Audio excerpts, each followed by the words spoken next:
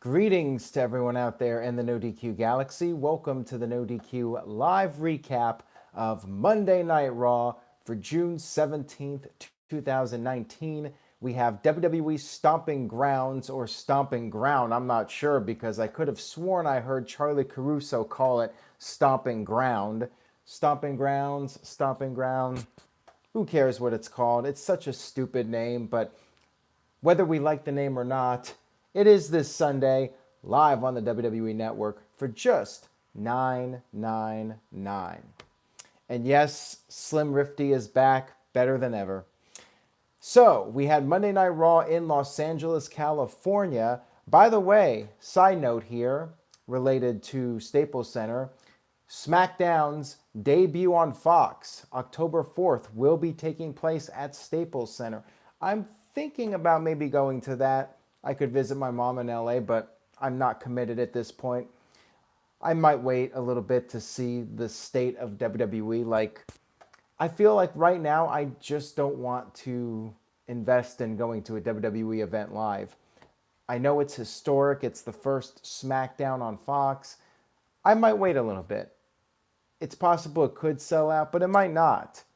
I'm not sure if it will or not. Maybe if WWE promotes it enough, it'll sell out. But anyways, just so you guys know, you use the code WWE Fox. You can go on AXS right now, that website, pick up your tickets. By the way, I'm not a fan of that website. I really don't prefer Ticketmaster just because of their fees, but I prefer their layout over AXS. But you can go on that website now, use the code WWE Fox, and get your tickets for the historic debut on the Fox network at Staples Center. Anyways, Raw was in LA. We kicked off the show with the man, Elias, from SmackDown. He was one of the wild cards this week. He dissed LA, as always. Well, dissing the city that he's in, not necessarily dissing LA. He said, LA is the only city with more toxic in the air than any other city. He talked about all the smog in LA. And then Baron Corbin had apparently invited him to be on Raw.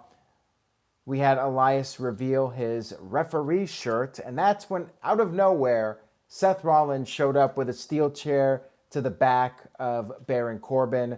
Rollins then cut a promo saying that this is everyone's first and last warning. If anybody out there is considering being the guest referee at Stomping Grounds on behalf of Baron Corbin, then Rollins held up the chair and said, "This is what awaits you on the other side, so choose wisely."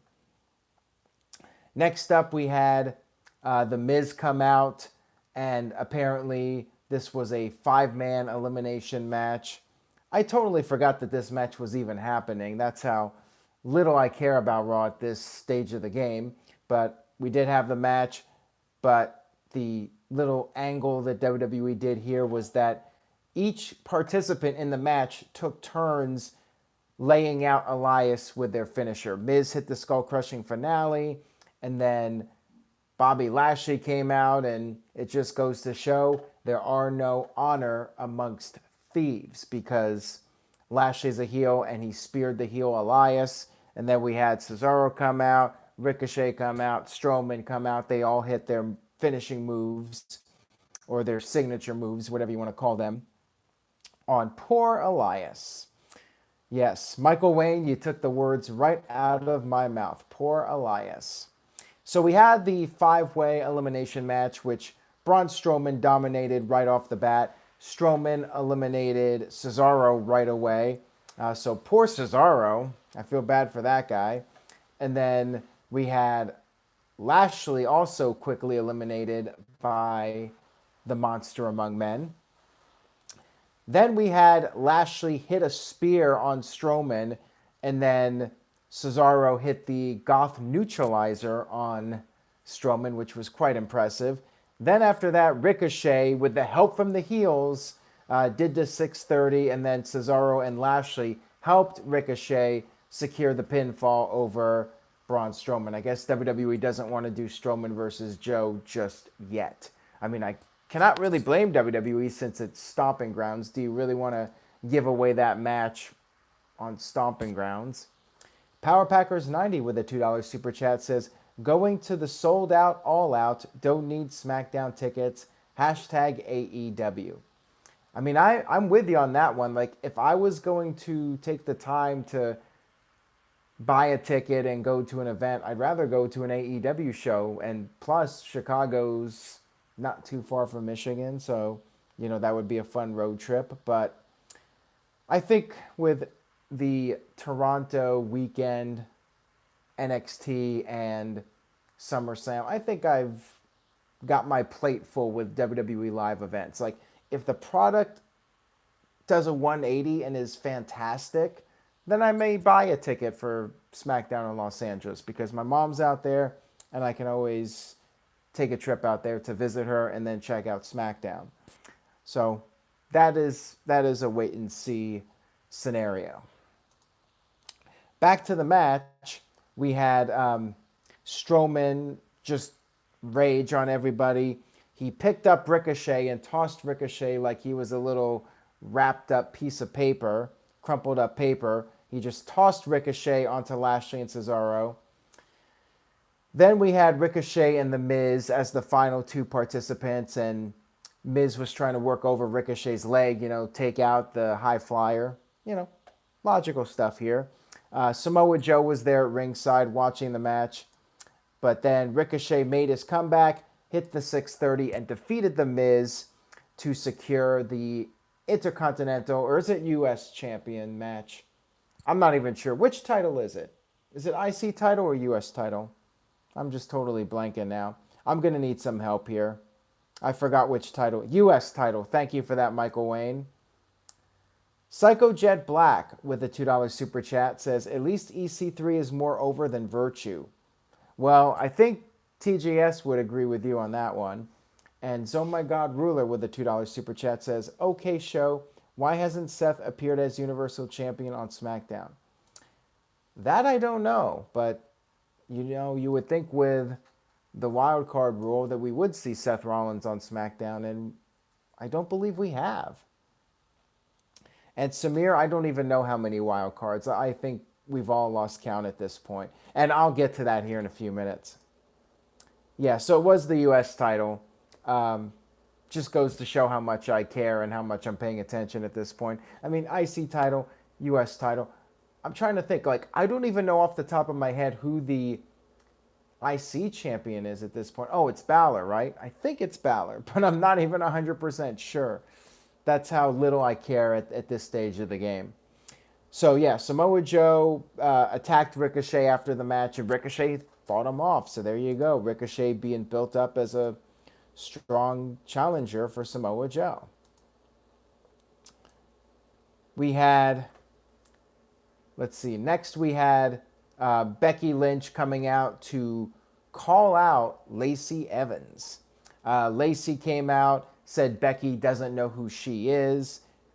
Lacey talked about how she dresses nicely and she's classy, but she's also a U.S. Marine. And Becky said, well, she respects what Lacey did in the past, but what's up with Lacey sneak attacking and doing all the cowardly stuff? Becky then called Lacey a steaming pile of trash now, despite what she did in the past as a U.S. Marine. Lacey responded by saying that she does what she does because she needs to class up WWE. She got in the ring, and then Becky attacked her, and then Becky took the hat and kicked the hat into the crowd, and that was your final build for the Women's Championship match for the Stomping Grounds pay-per-view, which I don't know if this means anything, but for the next B pay-per-view after SummerSlam, Clash of Champions, WWE or the Arena is announcing the match between Lacey Evans and Becky Lynch. So I guess we're getting that match again. I really hope that's not the case. I hope that's just a placeholder advertisement, and it is one of those cards subject to change situations.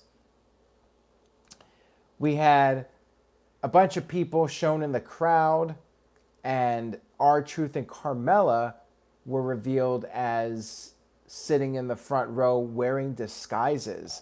Carmella was wearing a mustache, and once it was revealed that they were there at ringside, we had all the catering guys come out. Titus O'Neil was then under the ring, I guess, because he slipped again at some point. I guess they're just going to run that joke into the ground or under the ring, however you want to look at it. And because of Titus being under the ring and everybody being confused, everyone escaped. R-Truth and Carmella, I should say, escaped, and everyone was just flustered about what had just gone down.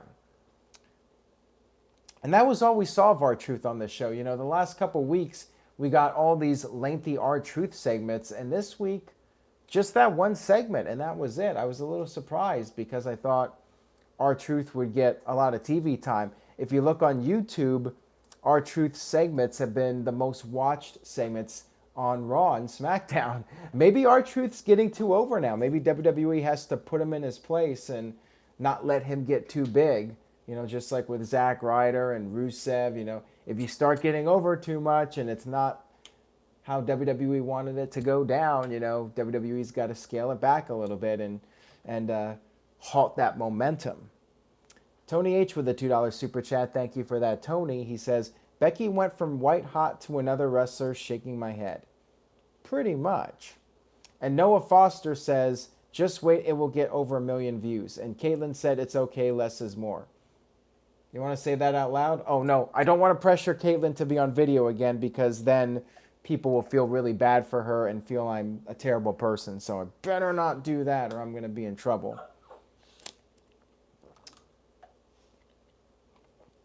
So let's move on here.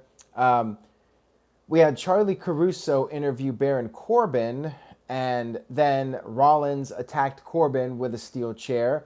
Corbin had announced that he was going to be revealing his referee during the Kevin Owens and Sami Zayn show, and then Rollins responded to that by saying, I would offer you a seat, but I got more work to do, and left with his trusty steel chair.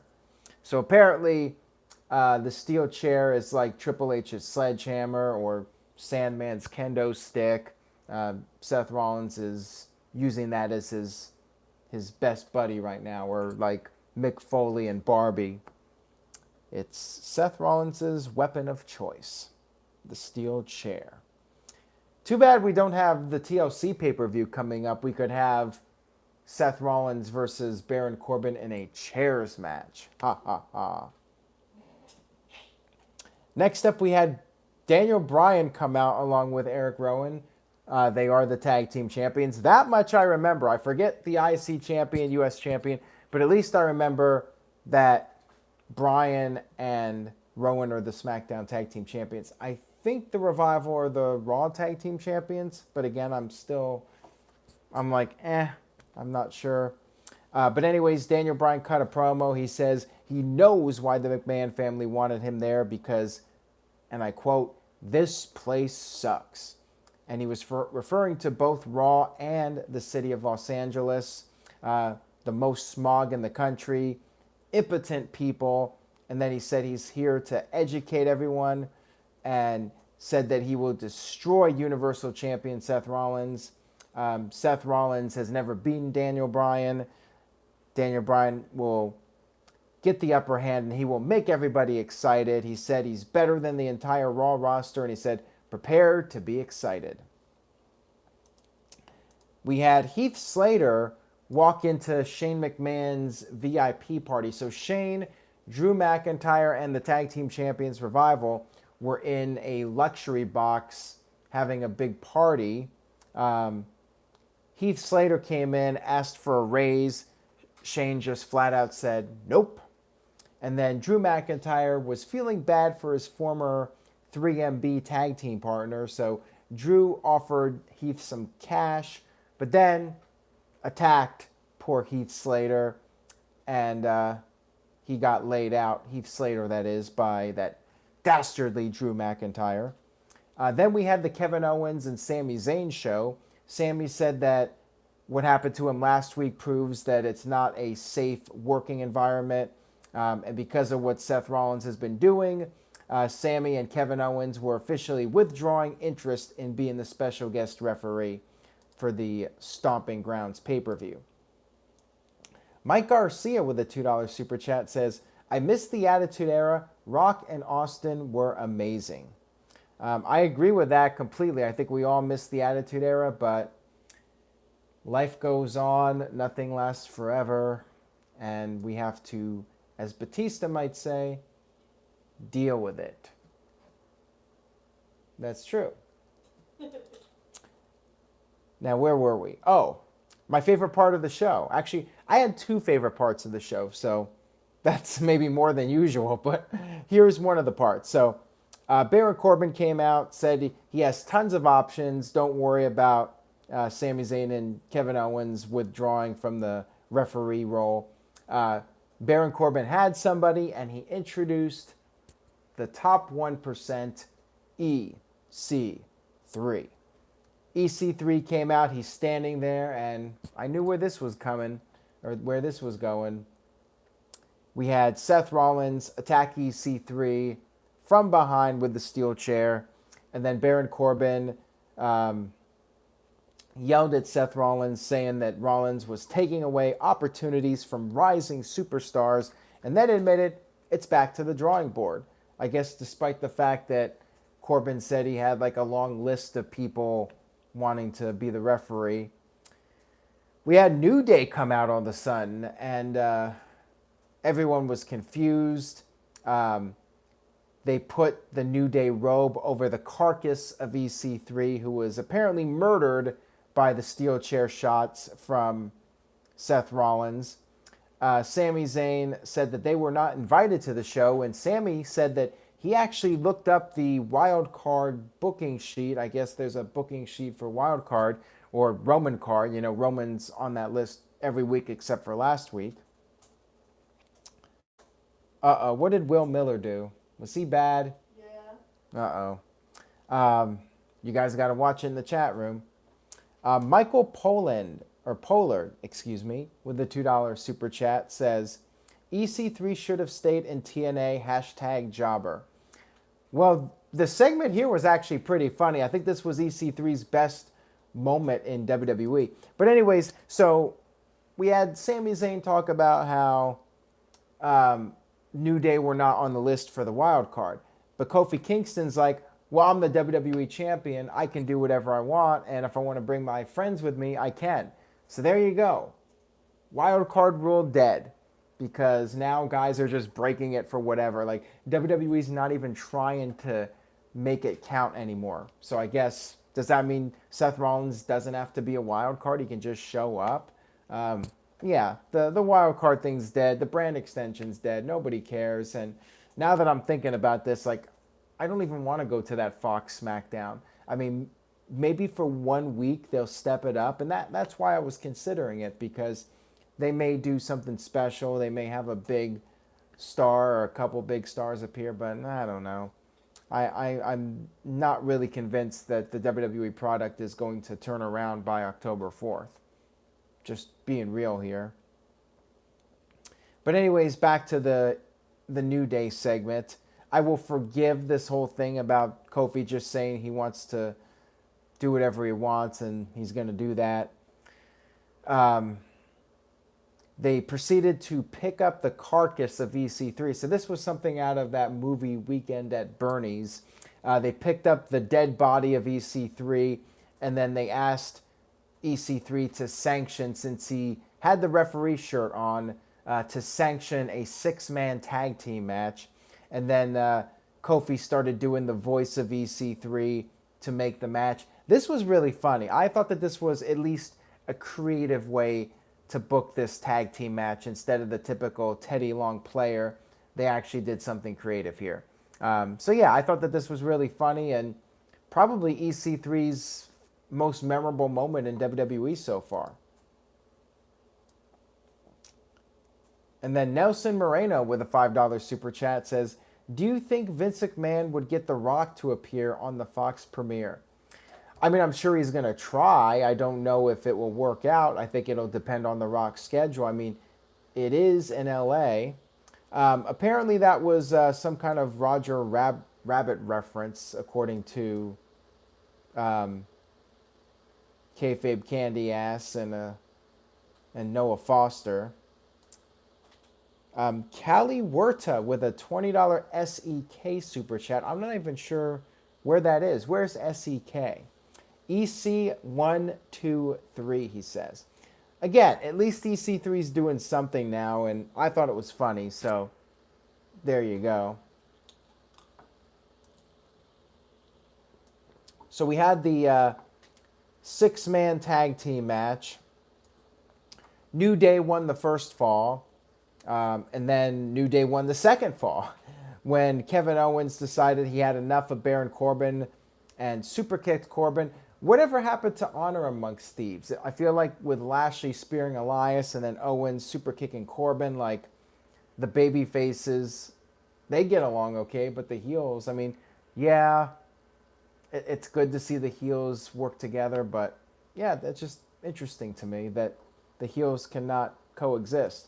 Like, see, if the heels were really strong, then I think it would be okay to do something like this, but the heels on WWE television are so weak as it is and watered down that that's the last thing they need, is to be constant dissension amongst them. Like the NWO, they were a solid unit for a long time, and that's why they got over. Imagine if the Shield started having dissension like 2 weeks into their run. Like, they would have never gotten over. And Callie Huerta with another $20 super chat. He says, from Sweden. All right, well, thank you for that. I appreciate it. Thank you for the super chat. So anyways, Owens super kicked Corbin, left the ring, and then Kofi pinned Corbin with the Trouble in Paradise. So there you go. That's how you build up. That's how you build up Baron Corbin for the Stomping Grounds pay-per-view. I know he got super kicked by Owens, but still, you have the number one contender get pinned by Kofi Kingston. Okay, whatever. It's not like we cared about the match in the first place, so I guess do whatever you want. Okay. Backstage, we had AJ Styles talking to his doctor about his status, so I guess WWE had to figure out something. AJ Styles is apparently still dealing with something. Anderson and Gallows showed up as doctors to make light of the situation, and AJ got a little bit ticked off. He was like, you know, this is where you guys made your debut in Los Angeles. AJ talked about how they've done a lot of things, they beat a lot of teams, but they haven't won a match in a long time. AJ said it's time for them to get serious. Anderson then said, you know what, we got a match against the Usos, and we're going to beat the so-called best tag team on the planet.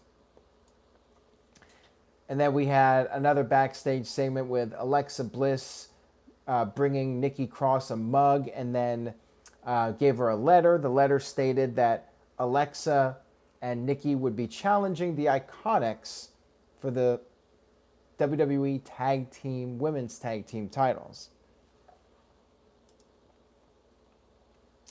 Oh My God Ruler says I should quit reviewing Raw and just play Super Mario Maker 2 live streams. I should bring back the live streams. What do you think? Maybe Caitlin and I can do some Super Mario Maker live streams, and now I'm bringing her name into the equation. So I'm being bad again by pressuring her to do stuff. I'm going to get a lot of negative feedback for this video. Well, maybe that person that complained is already gone. So it is what it is. Next up, we had a Paul Heyman promo. Paul Heyman said that he will not be the special guest referee. He has seen what has been done to people that have gotten in Seth Rollins' way. They have gotten attacked from behind in the back with steel chairs. And Heyman said that only a dumbass would accept this offer. Heyman then brought up the Lakers to get the cheap heat, talked about how Seth Rollins and the Lakers have something in common because they both traded away their balls, and then explained all this stuff that I don't really give two craps about regarding the Lakers. But the people in Los Angeles, they were quite offended by this, of course, because sports heat is like guaranteed you're going to get the heat. Unless it's one of those really smarky crowds where they'll just cheer anything. you could make fun of their mother and they'll still cheer. So we had Heyman talk about how Brock knows how to swing a chair himself, and maybe, just maybe, Brock would be there at Staples Center. Yeah, right. But yeah, Heyman tried to say maybe Brock would be there. Maybe not, though. Maybe he'll be there Sunday. Maybe he'll be there next Monday. But one of these days, Seth Rollins is going to get it. Mike B with the $10 super chat. Thank you for that, Mike B. He says, I'm flying into New York City. New York City? I will not be at tomorrow's live stream. I will be back for next Monday's stream. Have a great week, Aaron and Caitlin, and the rest of the awesome NoDQ Galaxy. Thank you so much, Mike B. Much love to you. Enjoy New York. Just make sure you ask the locals for where the good pizza places are, because I went on Yelp and I had like the worst pizza of my life in Manhattan. Not kidding either. So ask the locals if you're going to get some Manhattan, New York pizza. So backstage, we had Baron Corbin talking to Eric Young, which this may have been like Eric Young's first solo segment on Monday Night Raw. Like, he got drafted, but then he hasn't done anything since. I think he ran out for like the 24/7 segment, but other than that, he really hasn't done anything. So Corbin was trying to talk to Eric Young about being the referee, and Eric said he would think about it. Then Seth Rollins ran into Eric Young, and Eric was like, well, I'm not going to do it, that sort of thing. And Rollins is like, well, you know what? We've been friends for a while, and it's all good. And then as soon as Eric Young turned away, Seth Rollins laid him out again with a steel chair. What a jerk that Seth Rollins is, attacking poor EY like that. What a bastard. So next up, we had the Usos versus Anderson and Gallows. Pretty short match. Usos picked up the win with the double super kick. Not much else to say about it. Don't think the Anderson and Gallows tag team's really doing much of anything, and this was just, something to keep the Usos strong and nothing more. Maybe it was just a way to get AJ on TV. Hey, they used to be all working together, so that's how we can get AJ on TV for a week. Maybe. I feel like it was more that than just doing something with Anderson and Gallows. Then we had some Hulk Hogan promo about USA Women's Soccer, which I think they said is this Sunday, which is interesting because that is the same day as Stomping Grounds. So why would WWE hype up something on the same day? But I don't know. Maybe I misheard it and it was like Saturday or something. I don't know. We had Roman Reigns, the big dog. It is the wild card rule. We got 1 week without Roman, but now that's all you're going to get, folks. 1 week without Roman. And now the big dog's back. I think Raw did. Last week, Raw, I believe, broke its all-time lowest 3-hour rating. So, of course, you got to have Roman back this week. Calvin Bowman said, Aaron, I love your top 5 video series with your old office set. Well, thank you for that, Calvin. Make sure you guys check it out if you haven't already. I have like 6 videos up now with top 5s. I do have more coming up in the can, so check those out. And real quick, speaking of the set, tomorrow night, I will have the new office set, whatever you want to call it, ready to go for the Smackdown review. And also we'll have it ready to go for the Stomping Grounds predictions, which will be up probably Wednesday. So we had Roman Reigns come out, say he wants to entertain everyone by whooping someone's ass. Then we had Shane McMahon appear on the screen from his little luxury box. He had Greg Hamilton do the introduction. Best in the world, Shane McMahon. Drew McIntyre cut a little promo talking about how he would physically disfigure Roman, and then said that he wants Roman's kids to scream at the mere sight of him. Obviously, you bring up Roman's kids, then all bets are off. Roman was pissed. He went looking for the luxury box. Roman Reigns got close to the box when the Revival tried to stop him. Roman took them out.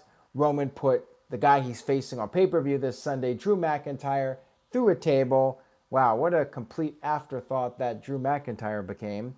And then Reigns chased Shane to ringside. He caught him. He went a different path, and Shane was confused, and Roman jumped the barricade with the Superman punch. Then he hit the spear on Shane McMahon in the ring, and then he said he has a message for Shane to give to Drew, that he's going to whoop that ass this Sunday at Stomping Grounds. Mike B with a $2 super chat says, I'm off to bed, early flight tomorrow. Good night, everyone. Thank you so much, Mike B. Have a great night, my friend. Take care. And the Gameson 100 with a $5 super chat says, when Roman got the advantage over Shane, Revival, and McIntyre, I could see McIntyre win with Shane's help at Stomping Grounds. I guess, but does anybody really care at this point? I mean, Drew McIntyre was just a complete afterthought in this segment, and now they're building up Drew McIntyre versus Heath Slater. Why do I even care about Drew McIntyre versus Roman Reigns? And I don't see Roman losing 2 pay-per-views in a row. I think we got the one Roman loss for the quarter. There's not going to be another one. Next up, we had the Iconics. Iconic! Versus Alexa and Nikki Cross. Apparently, the script writers or the Iconics or somebody forgot that Paul Heyman already did a diss about the Lakers. But that did not stop the Iconics for doing another one. So yeah, little too much here with the Lakers references. I mean, yeah, when that's the best you can do for Heat, you might need to go back to the drawing board. Anyways, Bayley came out, was at ringside watching. For some reason, she was watching on the ramp and not with the announcers. I guess, interference alert. Of course, Bayley and Alexa got into a confrontation on the outside. And then, because of all the chaos, Nikki got distracted. Nikki was rolled up by Peyton, and the Iconics actually retained the tag team titles. Holy cow. When does that ever happen? Is that seriously the first successful title defense they've had? Maybe they've had another one, but I don't even remember. It's been so long since I remember the Iconics actually winning a match besides WrestleMania when they won the titles. And then we had, according to Raw Wrestling, this was the first time that they successfully defended the titles. So 3 months of not defending the titles, they finally retained. There you go. Well, Chris May says it was the second one. So somebody doesn't know what they're talking about. And I don't know who that person was because I don't know what I'm talking about. And Noah Foster says, poor Nikki Cross. And then Sean Douglas is like, yeah, and they won't defend it for another 6 months.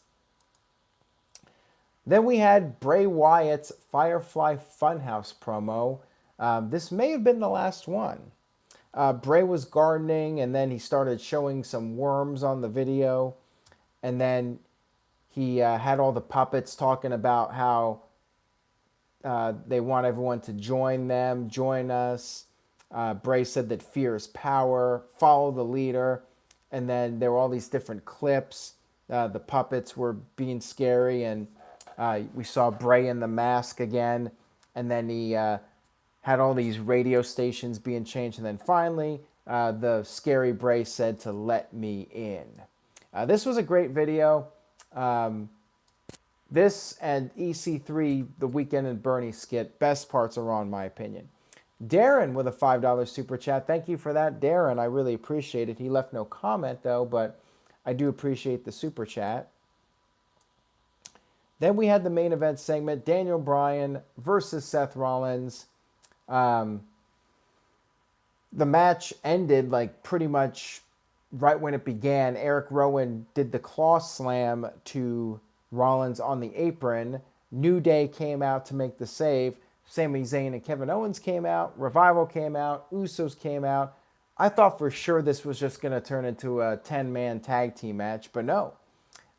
It was revealed that the match would be restarted with nobody allowed at ringside. So there you go.